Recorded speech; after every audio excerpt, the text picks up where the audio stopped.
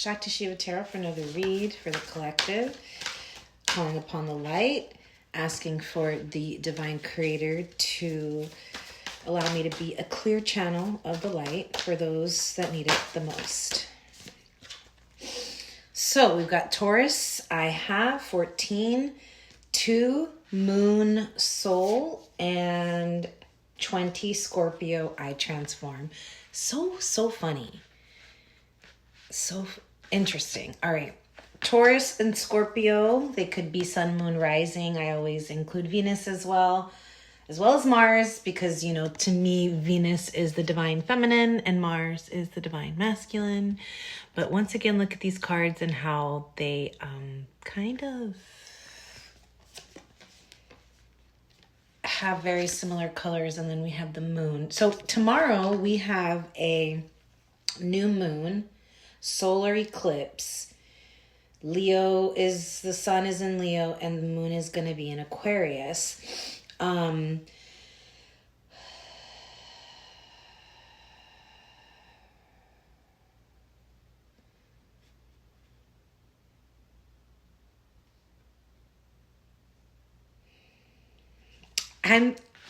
feeling I have to transform. This is about soul lessons. The moon brings something hidden, illuminates something that needs to be transformed, it needs to be transmuted. There is a deep transformation happening, a rebirth happening. You know, with the solar eclipse, I was saying, you know, the solar eclipses don't happen very often.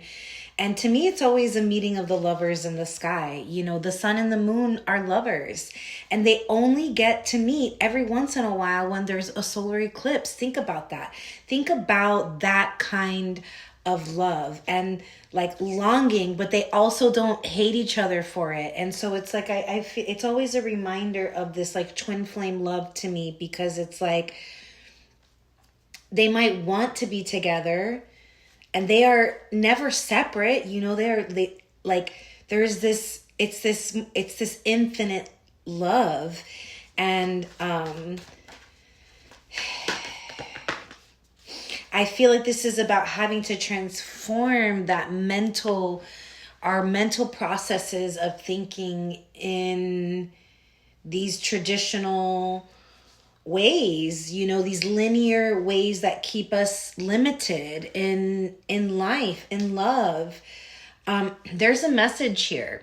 And whether this is a direct message from your person coming during this solar eclipse new moon, or it is an opportunity for you to receive messages during this eclipse moon, because what's really going to happen is endings and beginnings. Now, this could be endings and people that leave your life for good, jobs that leave your life for good, locations that leave your, like relocating.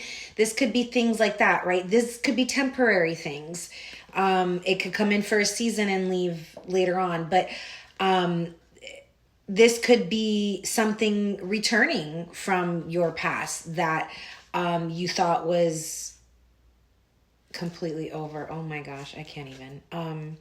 So we have Cancer, I immerse, or just immerse, it says, and then Mercury messages. So Mercury is Virgo and Gemini, and then we have here Gemini, cross-pollinate. We've got 11th house, oh my gosh, Aquarius, and Scorpio again. Investigate. So there is something that needs to be investigated, and it's about you having to transform something in your life. And you know, these two cards are, once again, they were in the last read together. I think it was the last one. Gemini and Aquarius, cross-pollinate and community. This is about, you know, being something specific, being woven together is what I heard, between you and another person, between you and a community of people, finding your tribe, finding that perfect match. I mean, we see the two honeybees here. This is giving me heavy twin flame energies. We've got the two snakes over here on the caduceus. We have the two scorpions now because Scorpio came up twice. And I'm just getting lots of twos, a lot of mirroring energy. Cancer is heavy moon vibes as well, talking about our emotions and maybe diving deep and transform. This could be somebody finally wanting to investigate their feelings and communicate them with the messages here. This could be, this moon, this solar eclipse, new moon tomorrow, oh my gosh, could bring communication that you've been waiting for, revelations, confessions, hidden feelings finally coming to light. This could be the moon, the eclipse, the solar eclipse that changes everything in an existing connection. And if not, then that means it's finally closing the chapter on an old connection so that because there's a new connection, a new person, like your right person, your perfect match. Look at this. Didn't I say twos? Twos. Everything is literally coming up in twos. You better believe that after seeing this reading, you are meant to do things in pairs, cross-pollinate, co-create, not only with the divine, but with a specific person in your life. Whether it be romantic, whether it not be. Maybe it's partnership, career, project, whatever. But there is definitely, oh my gosh, I can't even. And I'm going to take this one too because I saw manta ray in the ocean today while I was swimming out there. It didn't get too close. It stayed. It was just cruising up and down the coast. But I saw a couple of them. I think there was 3 total. So manta ray spirit is very heavily in the energy today. It says, trust in where the process leads you, okay? And behind her is the Atlantis castle, okay? Now, I know this is the Atlantis deck, but not all of these cards are ocean theme, okay? But look at this. The dolphins, I know I didn't read it. It says, dolphin number 3. Playtime is an important part of your healing. Absolutely. I know all I've been doing since I've been here is playing. And I came with the intent to get some work done as well. But maybe that work is also knowing when to play. Trust where the process leads you. Okay, but like I said, once again, 2. And look at this. 2. The merman and the mermaid. This is 2, 2, 2, 2. 2 scorpions. Wow.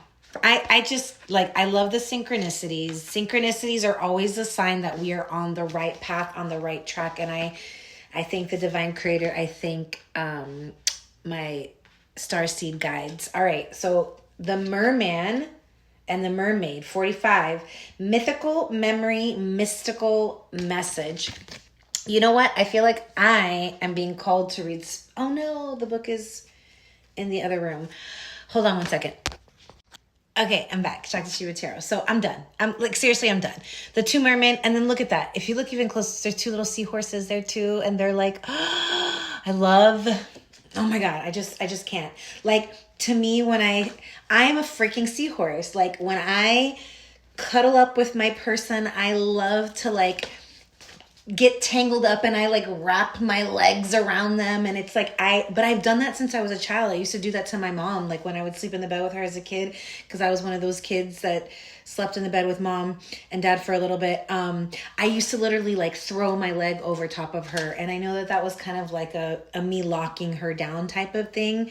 But that's look at their tails and look at the seahorses. It's just so stinking cute, and I can't. I'm just I can't. All right. Explore, connect, guide.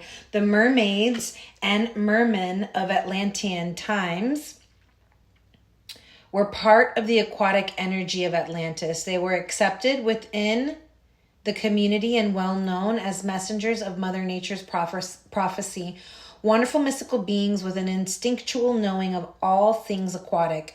Do you remember if you were a mer person too? And I don't know about you, but I am definitely a mermaid. 100%. If I could have any job, it would be a mermaid. That's my job. Like 100%. I love the ocean and I love just being in the water and on the sand. And anyways, as they inspired the oracles to see beyond their psychic insight, which was tarnished by the shadow beings. This forewarning helped assist the Atlanteans to prepare for the end days event. With this knowledge, the mermaid merman is here to assist you in your own natural events so that you can be prepared for impending change in a positive way. Didn't I say there's a big change here because of the solar eclipses and this transformation and the moon? And yeah. Wow. It says it may be time to also reconnect to water, wash away the past and cleanse your consciousness from fear or dread. Change is inevitable. The way you react to change defines you, not actually the experience of change itself. You will either become a victim of change or a victor of it. Maybe for some of you guys, your name is Victor or your person's name is Victor. That's interesting.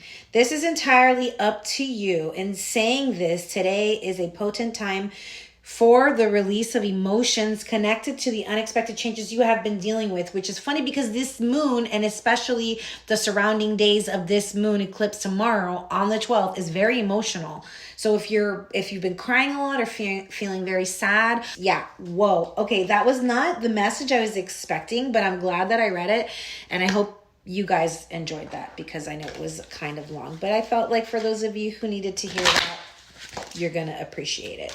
All right, so messages coming in. It's going to probably be an emotional message with this moon.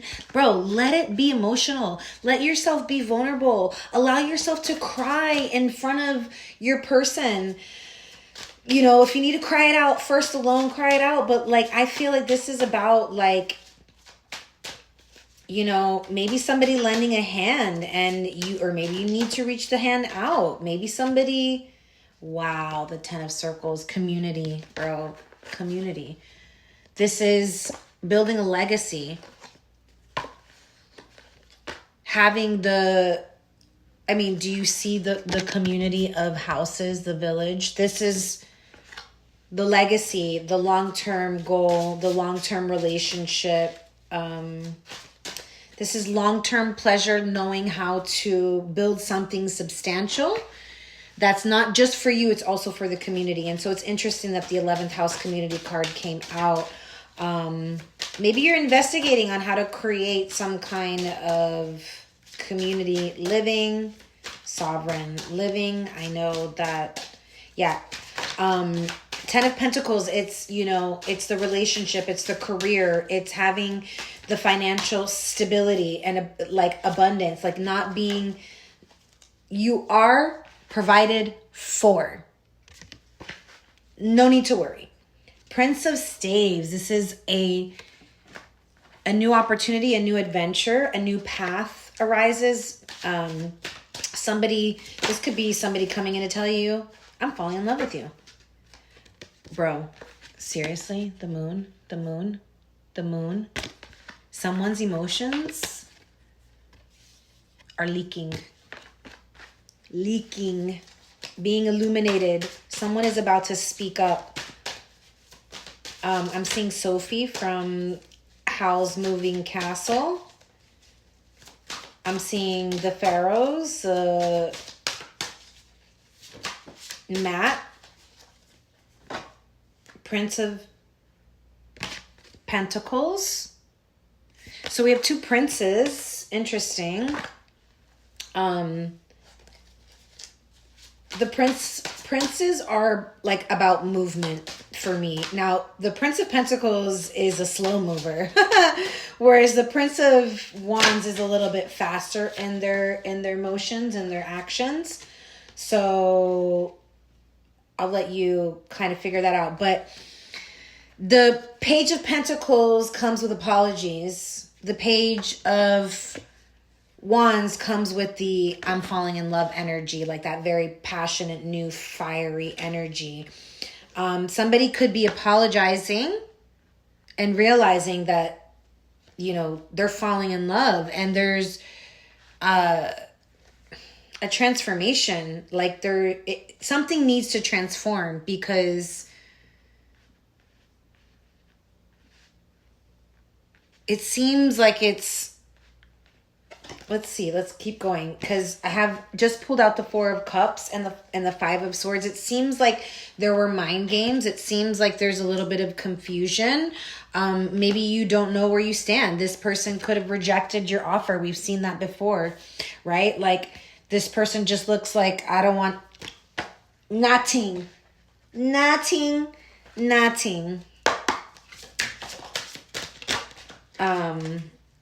But what they're, oh wow, false twin flame, intense change. Maybe you could have been dealing with a false twin. Somebody who triggers your shadow. Doesn't, you know, your twin will trigger your shadow, but not intentionally, right? I feel like the false twin,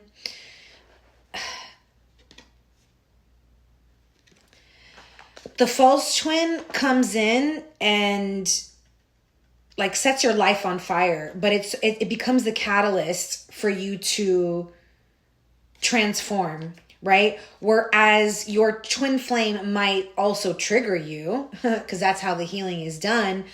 But the difference is your false twin isn't going to be on the same healing journey with you, parallel at the same time. This person will not be growing and healing with you, where your twin flame will be healing with you while you are also healing. So that's the best way that I can explain this. It says, harmonize, let your light shine. This is like telling me that no matter what, your false twin comes in to awaken you. Your false twin is the one that comes in and keeps you as an option. Like I said, someone here like didn't know where they stood. Wow, Five of Swords. Because somebody was playing mind games. Somebody was self-sabotaging. Holding on too tightly to their cards. Tell me what this Three of Pentacles and Four of Pentacles is about. They could have had a third person. Queen of Cups. Oh my goodness. I hate when I do this right at the end, because I don't have time to dig in. Six of Cups, somebody from the past. Doesn't have to be a Queen of Cups, but we have the Judgment, the World, the Chariot. There's about to be movement. Heavy Cancer here on the table, Scorpio. Something is being reborn. Something needs to be let go of in order for something to be able to come in. So think about what needs to end, what needs to be let go of in order for you to allow this new beginning into your life.